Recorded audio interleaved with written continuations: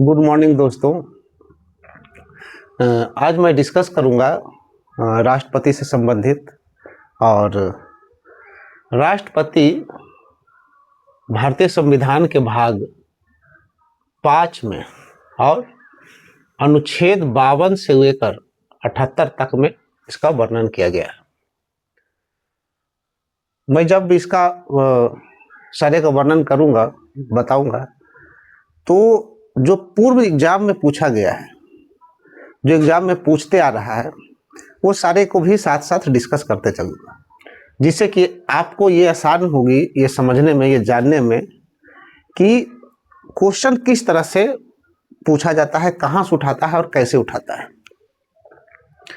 तो संविधान का आर्टिकल्स जो है 52 से लेकर 78 तक में भारत के राष्ट्रपति का जो है वर्णन किया गया है। सर्वप्रथम हम आर्टिकल्स 52 देखेंगे। 52 में कहता है कि भारत का एक राष्ट्रपति होगा जो संवैधानिक प्रमुख होगा और वह राष्ट्रपति भारत का प्रथम नागरिक भी होता है। हमारा अनुच्छेद 53 कहता है कि संघ की कार्यपालिका शक्ति राष्ट्रपति में निहित होगी। संघ की कार्यपालिका शक्ति राष्ट्रपति में निहित होगी और राष्ट्रपति इसका प्रयोग या तो स्वयं करेगा या अपने अधीनस्थों के माध्यम से करेगा। संघ की कार्यपालिका शक्ति राष्ट्रपति में निहित होगी और राष्ट्रपति इसका प्रयोग या तो स्वयं करेगा या अपने अधीनस्थों के माध्यम से करेगा। क्वेश्चन यहां से यह पूछता है कि संघ की कार्यपालिका शक्ति किसमें निहित होती है। बहुत आसानी से जवाब दे देंगे। या दूसरा क्वेश्चन इससे रहता है कि संघ की कार्यपालिका शक्ति राष्ट्रपति में निहित है, ये किस अनुच्छेद में मेंशन है। तो अनुच्छेद 53 में है। आगे हम बढ़ते हैं कि संघ की कार्यपालिका शक्ति तो राष्ट्रपति में निहित ही होगी। राष्ट्रपति प्रधानमंत्री के नेतृत्व में मंत्रिपरिषद के सलाह से अपना कार्य करेगा। यह अनुच्छेद 74 कहता है। 74 कहता है कि राष्ट्रपति के सलाह के लिए एक मंत्रिपरिषद होगा प्रधानमंत्री के नेतृत्व में, जिसके सलाह पर जो है राष्ट्रपति कार्य करेगा। यह हमारा अनुच्छेद 74 कहता है। बट यहां देखिए 42वां संविधान संशोधन जो 1976 में हुआ, इससे ऊपर कहा था कि प्रधानमंत्री के नेतृत्व में मंत्रिपरिषद जो होगा उसके सलाह पर कार्य करेगा। यह हमारा अनुच्छेद 74 कहता है। बट संविधान संशोधन जो 1976 में आया, 42वां संविधान संशोधन, ये साफ साफ कह दिया कि मंत्रिपरिषद के सलाह मानने के लिए बाध्य होगा। मीन्स मंत्रिपरिषद जो राष्ट्रपति को सलाह देगा उसको मानना ही होगा, मानने के लिए बाध्य होगा। मीन्स यही जो है राष्ट्रपति को प्रधानमंत्री और मंत्रिपरिषद के द्वारा बांध दिया गया है कि मंत्री जो प्रधानमंत्री के नेतृत्व में मंत्रिपरिषद का गठन होगा और मंत्रिपरिषद जो सलाह देगा उस एडवाइस को, उस सलाह को मानने के लिए क्या होगा, राष्ट्रपति बाध्य होगा। यही से जो है राष्ट्रपति को क्या बना दिया गया, राष्ट्रपति को जो है एक सांकेतिक बना दिया गया। मीन्स संकेत में रहेंगे और सारा काम जो है कौन करेगा, प्रधानमंत्री के नेतृत्व वाला मंत्रिपरिषद करेगा। ये जो एडवाइस दे देंगे उसको इनको करना ही होगा। उसके बाद हम देखते हैं कि आर्टिकल 54 राष्ट्रपति का निर्वाचन। तो जब राष्ट्रपति का निर्वाचन हम देखेंगे तो सर्वप्रथम देखेंगे कि राष्ट्रपति के निर्वाचन का पद्धति क्या है, किस पद्धति के द्वारा राष्ट्रपति का निर्वाचन होता है। तो राष्ट्रपति का निर्वाचन एकल संक्रमणीय अनुपातिक प्रतिनिधित्व के द्वारा, गुप्त मतदान के द्वारा, एकल संक्रमणीय अनुपातिक प्रतिनिधित्व पद्धति से गुप्त मतदान के द्वारा राष्ट्रपति का चुनाव या निर्वाचन होता है। ये तो हो गया कि किस पद्धति से होता है। बहुत इंपॉर्टेंट क्वेश्चन है, बहुत बार ये पूछा है कि राष्ट्रपति का चुनाव किस पद्धति के तहत होता है। तो एकल संक्रमणीय अनुपातिक प्रतिनिधित्व पद्धति के द्वारा, गुप्त मतदान द्वारा। उसके बाद हम देखते हैं कि ये पूछता है कि इसमें पार्टिसिपेशन किसका किसका होता है। तो राष्ट्रपति का चुनाव में लोकसभा का निर्वाचित सदस्य, राज्यसभा का निर्वाचित सदस्य, राज्य विधानसभा का निर्वाचित सदस्य और दिल्ली एवं पांडिचेरी के निर्वाचित सदस्य भाग लेते हैं। माने इसमें जितना है वो सारे निर्वाचित सदस्य का ही पार्टिसिपेशन होता है। कहीं से भी मनोनयन जो संसद होते हैं, मनोनयन संसद का कहीं से भी जो है, या मनोनयन जो विधेयक होते हैं उसका कहीं से भी पार्टिसिपेशन नहीं होता है। जो भी है वो निर्वाचित सदस्य ही जो है इसमें पार्टिसिपेशन करते हैं। तो कौन नहीं करते हैं, अब यहां देखना है कि ये तो करते हैं, सारे निर्वाचित सदस्य करते हैं, चुना हुआ जो सदस्य होते हैं वो करते हैं। अब यहां से देखना है कि कौन नहीं करते।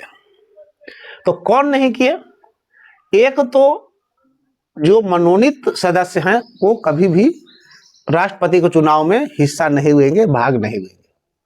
दूसरा, विघटित सभा कभी भी नहीं कर सकती है। जिस सभा का विघटन हो गया हो, जो सभा विघटन के कगार पर, विघटन हो गया हो, उसका सदस्य जो है कभी भी राष्ट्रपति के चुनाव में जो है पार्टिसिपेशन नहीं होगा। एक चीज जो है हम सारे सबसे पहले चीज ये समझिए कि जो चीजें मैं बता दूंगा वो संपूर्ण होगा और क्वेश्चन 100% उसी से आना है, उससे बाहर एक भी क्वेश्चन नहीं आएगा। दूसरी बात है कि जो मैं बताऊंगा उसमें से क्वेश्चन किस तरह से पूछता है वो भी साथ में मैं डिस्कस करते जाऊंगा। तो जब भी आप कोई सेट प्रैक्टिस बनाएंगे या एग्जाम देने जाएंगे तो आपको हूबहू क्वेश्चन उस तरह से उसमें प्राप्त होगा। तो इस चीज को ध्यान देते जाना है। उसके बाद पढ़ते हैं कि राष्ट्रपति के चुनाव से संबंधित विवादों की जांच। तो राष्ट्रपति के चुनाव से संबंधित विवादों की जांच कौन करेगा? तो सुप्रीम कोर्ट करेगा, उच्चतम न्यायालय करेगा, सुप्रीम कोर्ट करेगा। और सुप्रीम कोर्ट ही आखिरी होगा। सुप्रीम कोर्ट का जो है जांच या निर्णय जो है सर्वोपरि होगा। सुप्रीम कोर्ट अगर किसी राष्ट्रपति की नियुक्ति को अवैध घोषित कर दे, देखिए यहाँ क्वेश्चन पूछता है, बहुत अच्छा क्वेश्चन पूछता है कि क्या किसी राष्ट्रपति के नियुक्ति को अगर सुप्रीम कोर्ट क्या कर देता है, नियुक्ति को ही अवैध कर देता है, तो अवैध करने से पहले जो राष्ट्रपति द्वारा काम किया गया है, राष्ट्रपति उससे पहले काम किए होंगे, तो उससे पहले जो उन्होंने काम किया है क्या वो काम भी अवैध होगा? बहुत इंपॉर्टेंट क्वेश्चन है।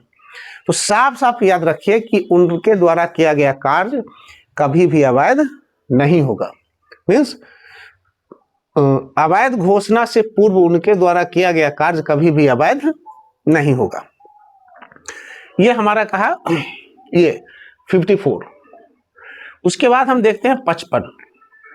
आर्टिकल 55 कहता है कि राष्ट्रपति का चुनाव अप्रत्यक्ष रूप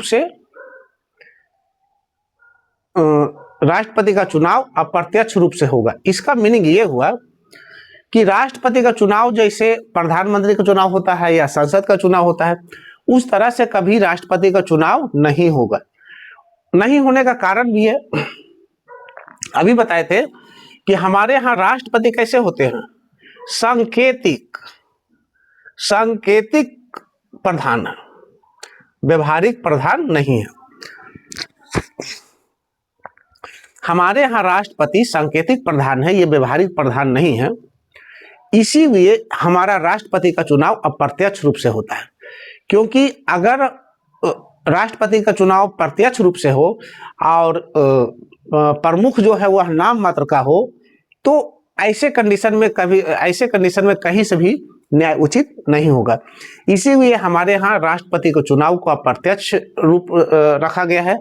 और जो है इसी का कारण है कि हमारे यहाँ सब राष्ट्रपति जो है सांकेतिक होते हैं, सांकेतिक प्रमुख होते हैं। व्यवहारिक रूप से प्रमुख कौन होता है? प्रधानमंत्री होता है। बट हमारे यहाँ जो सांकेतिक प्रमुख होते हैं वो राष्ट्रपति होते हैं। और राष्ट्रपति को सांकेतिक प्रमुख होने का कारण ये है कि इनका चुनाव जो है अप्रत्यक्ष रूप से होता है। उसके बाद देखेंगे आर्टिकल जो है कितना 56 कहता है कि राष्ट्रपति का चुनाव जो है 5 वर्षों के लिए होगा। कितने के लिए होगा? 5 वर्षों का। और आर्टिकल 58 कहता है कि राष्ट्रपति की क्या योग्यता होनी चाहिए चुने जाने के लिए, मिस या चुनाव लड़ने के लिए राष्ट्रपति के पास क्या योग्यता होनी चाहिए, उसकी योग्यताएं क्या है। तो उसके पास सबसे पहले वो भारत का नागरिक होना चाहिए। जो भारत का नागरिक है वही राष्ट्रपति का चुनाव लड़ सकता है, अदरवाइज जो है संभव नहीं है। दूसरा कि वो 35 वर्ष पूर्ण कर चुका हो। जिसकी आयु 35 वर्ष से कम है वो कभी भी चुनाव नहीं लड़ सकता है। तीसरा जो सबसे इंपॉर्टेंट चीजें है कि वह लोकसभा का निर्वाचित होने की योग्यता रखता हो। मीन्स वह लोकसभा का सदस्य बनने की उसके पास योग्यता है, तभी वो जो है वो राष्ट्रपति का चुनाव लड़ने योग्य होगा, राष्ट्रपति का योग्य होगा अथवा नहीं, अन्यथा वो नहीं होगा। नेक्स्ट है कि वो संघ सरकार, राज्य सरकार या स्थानीय प्राधिकरण या सार्वजनिक प्राधिकरण में किसी लाभ के पद पर नहीं हो। माने ये सारे में से या तो संघ सरकार में या तो राज्य सरकार में या तो सार्वजनिक प्राधिकरण में या स्थानीय प्राधिकरण में वो किसी निजी बेनिफिशियल पोस्ट पर नहीं हो, ये भी ध्यान रखना है। मीन्स वो भारत का नागरिक हो, वो 35 वर्ष आयु पूर्ण कर चुका हो, वह लोकसभा में निर्वाचन होने की अर्हता रखता हो, और राज्य सरकार या केंद्र सरकार या किसी स्थानीय प्राधिकरण, सार्वजनिक प्राधिकरण में किसी भी बेनिफिशियल पोस्ट पर नहीं हो। अब जब उसको चुनाव लड़ना होगा तो क्या क्या चीजें की आवश्यकता होगी? सबसे पहले उसके पास 50 अनुमोदक होना चाहिए और 50 प्रस्तावक होना चाहिए। ये भी क्वेश्चन पूछा है कि राष्ट्रपति के चुनाव में नामांकन के लिए कितने प्रस्तावक और कितने अनुमोदक की जरूरत है। तो 50 प्रस्तावक होनी चाहिए और 50 अनुमोदक होनी चाहिए। दूसरी बात आगे देखेंगे कि इसके लिए एक जमानत राशि फिक्स किया गया है। हर कोई राष्ट्रपति का चुनाव ना लड़ जाए, इसके लिए एक फिक्स पैसा जमानत के रूप में आपको रखना भी है। तो ये जमानत का रूप में जो पैसा होता है, ये जमानत की राशि 15,000 रुपया रखा गया है। और जमानत की राशि का शर्त ये है कि अगर वो कोई चुनाव लड़ता है राष्ट्रपति का और टोटल डाले गए वोट का 1/6, टोटल डाले गए वोट का 1/6 भाग भी अगर प्राप्त नहीं कर पाता है तो उसकी जमानत की राशि जब्त हो जाएगी। साफ साफ समझिए कि ये जो जमानत के रूप में 15,000 रुपया जमा करना होता है, वो पैसा यदि आपको 1/6 वोट, जितना टोटल जो वोट है, मान लीजिए कि 36 वोट डाला गया, तो 36 का 1/6 कितना हुआ? 36 में 6 वोट। अगर 6 वोट भी आपको नहीं पड़ पाता है तो ये पैसा आपको जब्त होगा और नेक्स्ट जो है चुनाव आप नहीं लड़ सकते। ये हो गया जमानत राशि की चीज है। अब है राष्ट्रपति के पास विशेषाधिकार क्या है। तो राष्ट्रपति के पास बहुत सारे विशेषाधिकार है। सबसे पहले वो विधिक जिम्मेदारी से स्वतंत्र है, उसको कोई विधिक जिम्मेदारी नहीं दिया गया। दूसरा, कार्यकाल के दौरान आपराधिक कार्यवाही से स्वतंत्र है। जब तक उसका जो है टाइम पीरियड है, जब तक उसका टाइम पीरियड है पदावधि का, जब तक उसको आप आपराधिक कार्यवाही से आपराधिक कार्यवाही में संलिप्त नहीं कर सकते हैं, उससे वो स्वतंत्र है। तो ये इस पर अपने जो है अपने शासन काल में, मीन्स जब तक वो जो है राष्ट्रपति है तब तक ना तो उसको आप गिरफ्तार कर सकते हैं, ना ही तो उसे जेल भेजा जा सकता है। हाँ, अपने निजी कृत्यों के कारण अगर वैसा कोई निजी काम किया है जो कि समाज सोसाइटी के लिए उचित नहीं है, घृणित है, तो उस कंडीशन में 2 माह पूर्व का नोटिस देकर उस कंडीशन में उसको 2 माह पूर्व जो है उसको नोटिस दे सकते हैं और नोटिस देकर जो है उस पर महाभियोग चलाया जा सकता है। मीन्स अगर वो निजी कामों में किसी प्रकार का उस तरह का जो है गलतियां किया है या उस तरह का कोई अपराध किया है निजी कृत्यों के कारण, तो उस कंडीशन में जो है उसको 2 माह का नोटिस देकर उस पर महाभियोग आप चला सकते हैं। ये हो गया। उसके बाद हम देखेंगे कि राष्ट्रपति का पदावधि क्या है। तो राष्ट्रपति का पदावधि जो है 5 वर्षों का होता है। उसके बाद यहां एक शर्त ये है कि 5 वर्ष पूर्ण हो जाने के बाद भी जो है वो उसे पद से हटाया नहीं जा सकता है। किस कंडीशन में? तो जब तक जो है नए राष्ट्रपति का चुनाव ना कर दिया जाए और वो जो है पदभार ग्रहण ना कर ले। मीन्स 5 वर्षों के बाद भी वो बना रहेगा यदि नए राष्ट्रपति का चुनाव नहीं होता है और वो पदभार नहीं ग्रहण करता। मीन्स नया राष्ट्रपति जब तक पदभार ग्रहण नहीं करता है तब तक जो है पुराना राष्ट्रपति ही जो है राष्ट्रपति के पद पर होगा, चाहे 5 वर्ष से ज्यादा भी क्यों ना हो जाए। साफ साफ है। आर्टिकल जो है 61, आर्टिकल 61 जो है महाभियोग से संबंधित है। यदि किसी प्रकार का आपराधिक संलिप्तता किसी द्वारा पाया जाता है तो उस कंडीशन में किसी भी सदन में, ये पूछता है, बहुत इंपॉर्टेंट क्वेश्चन है कि यहाँ से जो क्वेश्चन बनता है कि ये बताइए कि महाभियोग जो है कहाँ शुरू किया जा सकता है या कहाँ से स्टार्ट किया जा सकता है। तो महाभियोग किसी भी सदन में स्टार्ट किया जा सकता है। इसको ये फिक्स नहीं है कि राज्यसभा में ही या जो है लोकसभा में, लोकसभा राज्यसभा किसी में भी जो है स्टार्ट किया जा सकता है। शर्त इसका ये है कि उसके लिए जिस सदन में महाभियोग का प्रस्ताव उठाया गया हो वहां 1/4 से पास करना होगा। मीन्स अगर 20 सदस्य है तो 20 का 1/4 मीन्स 5 सदस्यों की सहमति उस पर, मीन्स राष्ट्रपति पर महाभियोग लगाने की सहमति के लिए 20 में से 5 सदस्य होगा तभी जाकर जो है उस पर होगा। मीन्स साफ साफ याद रखें कि जिस सदन में महाभियोग की प्रक्रिया या महाभियोग का जो है संचालन के लिए सहमति शुरू हुई है वहां 1/4 सदस्यों के द्वारा पास होना आवश्यक है, तभी जो है वो आगे। और अगर 1/4 के द्वारा पास कर दिया जाता है तो 14 दिन पूर्व उसको नोटिस देना होगा राष्ट्रपति को। उसके बाद जो है जिस सभा में शुरू किया गया है वहां उसको 2/3 से पास कराना होगा। मीन्स वहां अब जो है जैसी हो गया कि 1/4 जो है सहमति प्रदान कर दिया, तब उस पर जो अपराध लगाया गया है या जो उस पर जो है आरोप है, उस आरोप का क्या होगा? उस आरोप का जांच होगा उसी सदन में। देखिए बहुत मार्मिक चीजें है। फर्स्ट हुआ कि आरोप है, इस पर महाभियोग चलाना चाहिए, तो उसके लिए 1/4 सदस्यों की जरूरत है। मैंने जितना है उसका, जितना जो है संसद में है, जितना जो है उस सदन में है उसका 1/4 सदस्य जो है सहमत हो गया, तब उस पर जो है महाभियोग की प्रक्रिया शुरू होगी। उसके बाद जो है जो उस पर आरोप लगाया गया है उस सदन में अब जांच शुरू होगा। मान लीजिए कि राज्यसभा में जो है शुरू हुआ है तो राज्यसभा जो है उसके आरोप की जांच करेगी। जांच करने पर सही पाए जाने पर अब जो है जांच शुरू हुआ, जांच करने के बाद पाया गया कि जो आरोप है वो आरोप सही है, तब इसको जो है राज्यसभा उसको 2/3 बहुमत से पारित कर देगी कि हाँ इस पर महाभियोग चलाया जाना चाहिए। तो उस कंडीशन में अब 2/3 से ही पास कर दिया।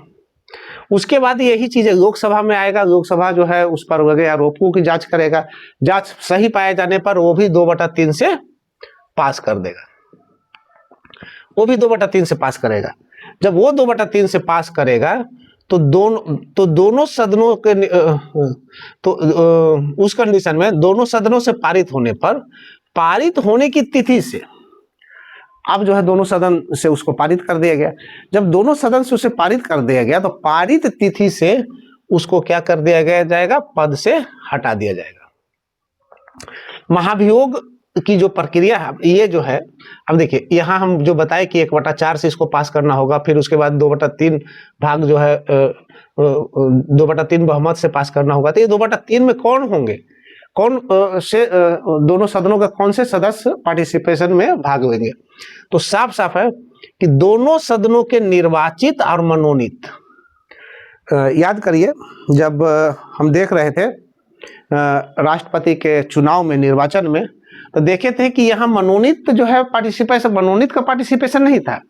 मनोनीत सदस्य जो है राष्ट्रपति के चुनाव में भाग नहीं ले रहे थे, बट महाभियोग में निर्वाचित प्लस मनोनीत दोनों भाग ले रहे हैं।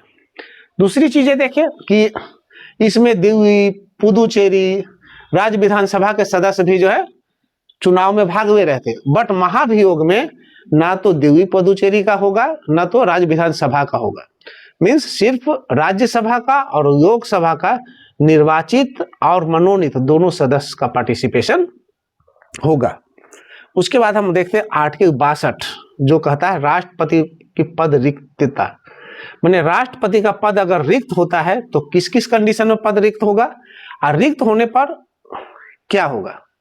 तो राष्ट्रपति का पद जो है निम्न स्थिति में रिक्त होता है। एक तो जब उसका कार्यकाल 5 वर्ष पूर्ण हो चुका हो, या किसी कारणवश, दूसरा कि वो किसी कारणवश त्यागपत्र दिया हो, तीसरा कि उस पर महाभियोग के द्वारा उसको हटाया गया हो, चौथा कि उसकी आकस्मिक मृत्यु हो गया हो, और पांचवा कि निर्वाचन उसका अवैध। ये भी बताए थे कि निर्वाचन भी जो है सुप्रीम कोर्ट जो है उसके नियुक्ति को या निर्वाचन को अवैध घोषित कर सकता है। तो यह तो निर्वाचन अवैध हो गया हो। तो इसमें अब ये देखना है कि राष्ट्रपति का अवधि 5 वर्ष अगर पूर्ण हो जाता है, ऊपर भी बताए थे, तो उसके बाद भी वो राष्ट्रपति के पद पर जो है पद धारण करता रहेगा, पद पर रहेगा, जब तक कि नए राष्ट्रपति का चुनाव ना हो जाए वो पद धारण न करेंगे। जिस दिन से नए राष्ट्रपति पद धारण करेंगे उस दिन से जो है इनका जो है कार्यकाल समाप्त हो जाएगा, ये पद जो है रिक्त हो जाएगा और नए राष्ट्रपति जो है पद धारण करेंगे। मीन्स 5, इसका मतलब ये हुआ कि जो पुराने राष्ट्रपति हैं उनको 5 वर्ष पूरा होने से मतलब नहीं है, 5 वर्ष पूर्ण होने के बाद जो है वो नए राष्ट्रपति का चुनाव हो जाना चाहिए और नए राष्ट्रपति पद धारण कर लेना चाहिए। ये चीजें हुआ। दूसरा है अभी ये 5 वर्ष पूर्ण होगा छोड़ दीजिए, तो बाकी है त्यागपत्र देने के कंडीशन में। तो त्यागपत्र देने के कंडीशन में भी उपराष्ट्रपति राष्ट्रपति बन जाएगा। महाभियोग अगर भी उस पर लगाया जाता है तो भी राष्ट्रपति उपराष्ट्रपति बन जाएगा। मृत्यु अगर हो गई है अचानक तो भी, माने बाकी सारे कंडीशन में उपराष्ट्रपति राष्ट्रपति के रूप में, कार्यवाहक के रूप में काम करना शुरू कर देंगे। जबकि 5 वर्ष की अवधि पूर्ण होने पर ऐसा जो है व्यवस्था नहीं किया गया है, ऐसी व्यवस्था नहीं है कि उपराष्ट्रपति राष्ट्रपति के रूप में कार्य करना शुरू करेंगे। मीन्स 5 वर्ष पूर्ण होने के छोड़कर बाकी सारे जो है, बाकी सारे में जो है राष्ट्रपति उपराष्ट्रपति के रूप में काम करना शुरू कर देंगे। उसके बाद हम देखते हैं कि जैसे उसके बाद कहता है कि राष्ट्रपति का पद जैसा ही रिक्त होता है, तो बहुत इंपॉर्टेंट क्वेश्चन है कि राष्ट्रपति के पद रिक्त होने पर कितने दिनों के अंदर जो है चुनाव करा लेना आवश्यक है। तो राष्ट्रपति का पद रिक्त होने के बाद 6 महीना के अंदर जो है चुनाव करा लेना बहुत आवश्यक। मीन्स जैसे ही जो है राष्ट्रपति का पद रिक्त हुआ, कार्यवाहक आप उपराष्ट्रपति को राष्ट्रपति बनना है, तो मैक्सिमम जो है 6 महीना के अंदर जो है उसका चुनाव कराकर नए राष्ट्रपति जो है राष्ट्रपति के रूप में अपना जो है कार्यभार संभालेगा। उसके बाद देखते हैं कि उपराष्ट्रपति का पद रिक्त होने पर तो इन कंडीशनों में हमने देखा कि राष्ट्रपति का पद रिक्त होने पर उपराष्ट्रपति जो है राष्ट्रपति के रूप में कार्यवाहक के रूप में काम करता है, कार्यवाहक राष्ट्रपति के रूप में काम करता है। अब नीचे देखेंगे कि अगर उपराष्ट्रपति का भी पद रिक्त हो तब कौन जो है कार्यवाहक राष्ट्रपति बनेगा। तो वैसे कंडीशन में सुप्रीम कोर्ट का मुख्य न्यायाधीश कार्यवाहक के रूप में काम करेगा। मीन्स मानिए कि राष्ट्रपति का जो है, राष्ट्रपति किसी कारण से जो है या तो उसकी मृत्यु हो गई या जो है उन्होंने त्यागपत्र दे दिया और उपराष्ट्रपति भी जो है नहीं है, तो उस कंडीशन में किसको बनाएगा? तो उस कंडीशन में सुप्रीम कोर्ट का मुख्य न्यायाधीश जो है वो भारत का कार्यवाहक राष्ट्रपति बनेगा। अगर ये बताइए कि अगर सुप्रीम कोर्ट का मुख्य न्यायाधीश भी किसी कारण से नहीं हो, तो उस कंडीशन में जो वरिष्ठ न्यायाधीश होगा, सुप्रीम कोर्ट का जो वरिष्ठ न्यायाधीश होगा, वो जो है क्या बनेगा, वो जो है भारत का कार्यवाहक राष्ट्रपति बनेगा। मीन्स उपराष्ट्रपति नहीं है तो सुप्रीम कोर्ट का मुख्य न्यायाधीश, और सुप्रीम कोर्ट का मुख्य न्यायाधीश नहीं है तो सुप्रीम कोर्ट का वरिष्ठ न्यायाधीश। जब कोई व्यक्ति राष्ट्रपति के रूप में कार्य करता है तो उसको राष्ट्रपति की सारी शक्तियां, विशेषाधिकार और सुविधाएं प्राप्त होगी। मान लीजिए कि जो है वरिष्ठतम न्यायाधीश या मुख्य न्यायाधीश या उपराष्ट्रपति किसी कंडीशन में जो है राष्ट्रपति के रूप में, कार्यवाहक राष्ट्रपति के रूप में काम करना शुरू करता है या काम करता है, तो उसको सारी सुविधाएं, सारी विशेषाधिकार और सारी शक्तियां उसको प्राप्त होगी जो राष्ट्रपति में निहित है। तो आज का क्लास इतना ही। नेक्स्ट क्लास में इसकी शक्तियों के बारे में मैं चर्चा करूंगा।